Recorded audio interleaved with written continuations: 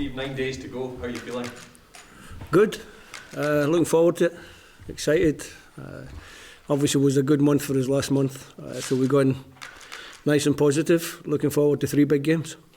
It is 9 days to go, so there's obviously time enough for changes to your squad, but on paper it looks very, very strong. Is this the strongest squad you've had, do you think? Certainly the biggest squad I've had. Obviously with 3 away games, I thought it was better just to put together a bigger squad. I've added a little bit more experience to the squad with the 3 boys that are coming in, and they've got a big task on their hand because the lads who played for me last month, who were in the squad last month, did a really good job. Lee Griffiths has returned to form with Celtic. Neil Lennon said he doesn't think he's fully fit yet, but what does he add to your squad? No, I think when you look at Lee over the years, he's always been a goal scorer. He's a dangerous player in the 18-yard box, the opposition's 18-yard box. I think the goal he scored against Aberdeen a couple of weeks ago in the league, it shows you what he's all about, really. And sometimes you need off the bench, you need a goal, and with Lee in the squad, he could give us that option. Lawrence Shankland in the squad can give us that option. So the more options I've got, the better, and Lee's certainly one of those options. And the fact that he hasn't, I guess, scored for his country in 3 years, that won't matter, do you think, from your point of view, because of the talent he's got, I guess? No, I think, like I said before, it is for the boys coming into the squad. They have to step up to the mark because the lads that have been in for me have done really well. Lee hasn't scored for Scotland for a long time because he hasn't been in the squads for various reasons. He's got the chance now coming into the squad, and hopefully he can do what he does best. You mentioned the experience as well of Craig Gordon, Grant Hanley, who've been around the squad for years. Why was it easy to bring the experience back in because of the game, the magnitude of this game? The Craig Gordon one is Craig I've always liked as a goalkeeper. I actually spoke to Craig last year when he was at Celtic about his situation and where he was, and I just felt that he was very positive about being involved with the national team again. He wanted to be involved. I think he made a big decision in the summer to leave Celtic and go and play at Hearts, back to his first club. So he's put himself out there. He's got great qualities as a goalkeeper. I think he's shown that in recent matches, but I had no doubts that he would show that anyway because he's a top goalkeeper.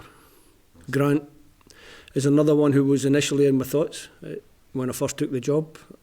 He's had a tough time with injury.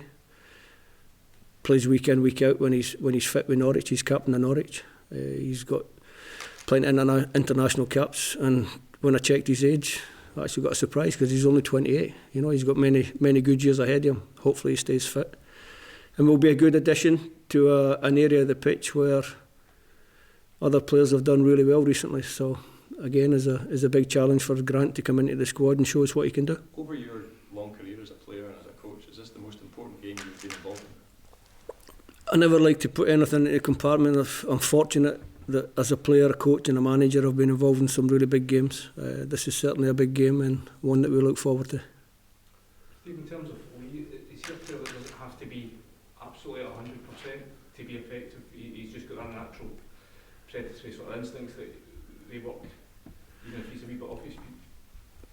I think he has to be 100% when he goes to the pitch. Now, whether he goes to the pitch for 97 minutes, 120 minutes, or 20 minutes, he has to be 100%. So I think every player, certainly at the level that we're looking to play at, has to be 100% for whatever amount of time they're on the pitch. Steve, did you speak personally to Lee Griffiths and or Neil Lennon? No, just make the selection, and I look forward to meeting up with Lee next week. Did you have any, given what happened in the last group of matches with the COVID issues, did you have to persuade any clubs or any players to come? No. And have you tightened up? Obviously you'll say you've been adhering to the protocols to the letter, but have you put any additional measures in, just given the importance of the game and the general situation? I'm not sure we could tighten up any more than we did. We had an outbreak, or one player had COVID, tested positive for COVID in the last camp, probably because of the incubation period brought it into the camp. The player was immediately isolated. The two players that had been in close contact were immediately isolated, and no one else in the camp went down with COVID. So I think the protocols and the way the doctor dealt with the situation was 100% correct. One of your easiest decisions, Steve, maybe keeping Andy Considine in? Yeah, I think so. When you look at his two performances, it certainly would have been very, very harsh of me to leave him out.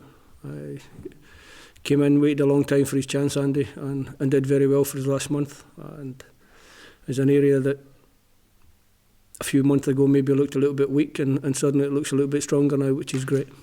You maybe sick to the back teeth of hearing about the weight that goes on for a major final, but I mean, this is what it means to the nation, isn't it? How important would it be for you to deliver that to a nation of Scottish fans who have been waiting for this for over 2 decades? Not important to me personally, but obviously very, very important that as a group, everyone together, we try and deliver what the Tartan Army want, which is to be in the final of a major tournament again after a long, long wait, and that's what we're going to try and deliver. And on the back of that, we've then got 2 really important games where we can clinch, win the League B section, which would get us promotion into the A group, which would be great for the country, would be great for the coefficient, and would help us in future qualifying campaigns. When you look down the list of the squad that you've picked, are you relaxed in the sense that you have enough talent there that can deliver the win in Serbia? Yeah, I think so. I think when you look at the way the team played last month, or the way the squad played last month, because I used a lot of the players. I mean, almost everyone got minutes on the pitch, so it'll be the same again this time. Three difficult away games. Actually picking the squad was quite easy because very loyal to the ones that have done well for us, and adding 3 good experienced players to the squad makes sense. The hardest part will be picking 11 to start the game, and maybe leaving 1 or 2 to sit in the stand for some of the games. So the hard part's still to come, but big squad, talented squad, and hopefully the squad that can deliver. Thank you, Serbia. There's a lot of people that expected Norway to put the result in the semi-final. What's your take on them? Very good team, talented, as you would expect. A lot of good individuals. Play a certain way that suits the players, the personnel that they've got. Wasn't such a big surprise to me that Serbia beat Norway. The only thing would have been it was an away game, and I've watched the game a number of times since, obviously, to try and pick out some weaknesses and obviously some strengths that they've got. But no, a very good team, a lot of good individuals. The standouts would be Mitrovic, who scores many of their goals. Is a quality player who I knew anyway from my time down in England watching him play, and Tadic, quality player.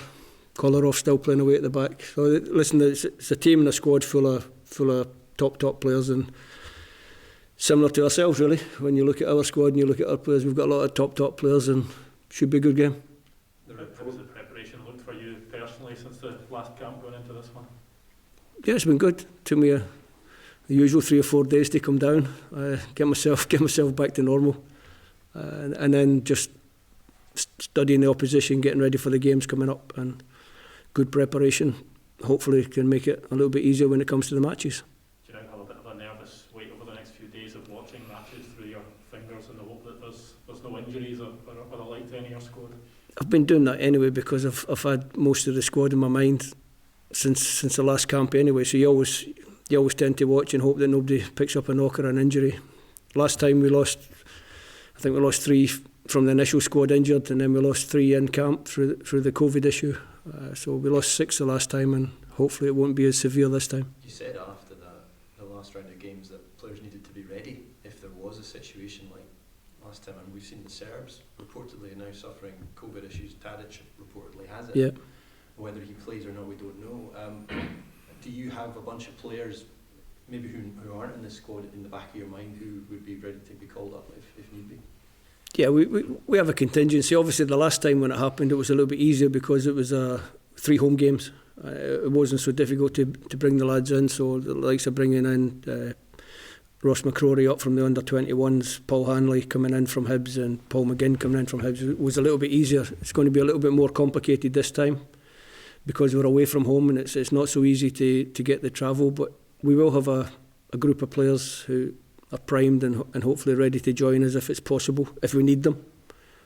But it's also another reason why I picked such a big squad. We go with 27 players and hopefully that 27 will be enough without too many major dramas. I know you touched about protocols and you're doing everything you can, but it is 3 away games. It's 3 or 4 flights and right around Europe over the course of a week. So I guess there's more hazards there, isn't there? It's inevitable.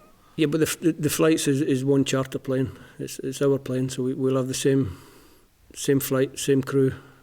Everything will be similar. We'll get tested in the countries as and when we go. So we will do everything in our powers to make sure that there's no COVID issues. But listen, it's a global pandemic. It's a disease that's easily spread, and you can see it's turning up everywhere. Fingers crossed it doesn't turn up in our camp. You mentioned 21s. Obviously, you've had players from that squad in your squad recently. They've got 2 huge games coming up as well. If they were to qualify and I guess emulate what you're hoping to achieve, it would be a double boost, I guess, wouldn't it? Yeah, it would be good. Like, we've had young Robbie McCrory was up, trained with us, did well. Obviously drops out of this one, goes back into the 21s. Ross McCrory came up, trained well. And the one that's maybe a little bit unfortunate not to be coming with us immediately is Ryan Porteous, who's been in the last 2 camps, trained well with us. I just felt that rather than take Ryan all across Europe and into Israel with probably not so much chance of starting a game, it would be better for him to stay and play for the under-21s, gain more experience match-wise in an international situation. So for those boys, it would be great if they could also get the positive results, and hopefully we can make it a nice double come the end of the November camps. Stephen, you look at the strength and depth that you've got now. I mean, you said that you were able to make changes in the last games and the performance level stayed the same. I mean, that must be really encouraging for you. Yeah, I think it's good. It's a measure of the quality of the player that we're bringing in. It's also a measure of the fact that they're understanding their roles within the team, what they have to do. So when we do the training, we don't do a lot of physical training now. We do a lot of walkthroughs and tactical work in the classroom, if you like. But it shows that the players are taken on board, so that when they do go to the pitch, they understand exactly what their role is and what's expected of them. And if we can continue in that vein of form, then we should have more positive results than negative. So hopefully we can continue that. Steve, you mentioned a good run of results. Scotland on a nice unbeaten run. Serbia's, if you look back, I think they've won 1 in the last 5. Does that give that momentum, give Scotland a wee edge, do you think? I think Serbia would say that they won the one they had to win, which tells you that they're a good team. And maybe they had their mind on that game over the recent run of matches. We've had a decent run of games, decent results, and we look to continue that unbeaten run a little bit longer. If we can do that, then it should be a good month for us.